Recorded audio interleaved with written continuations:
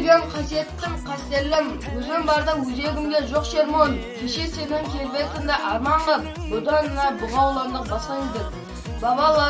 Бабалардың басын тігіп бәйгеге, аналардың жанарына жас бердік. О, ертеңдік қош келдің. Саған жету қиын болса қаншалық, сақтап тұру қиынырақ одан да. Алла берген азаттықтың әр сәті аманат қой маған саған оғанда. Туған жердің түтін ыстық, туған елдің күтім ыстық. Отан оттан да ыстық.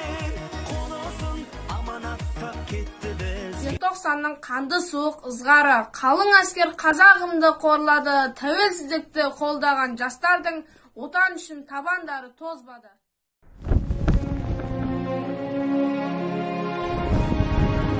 Біз тәуелсіз ел болдық. Бұрынғы Совет одағының бір бөлшегі едік. Сол бөлшектен ел жасау, жұрт жасау, оның барлық керекті рәміздерін тағайындау, дүние жүзіне паш ету оңай болған жоқ.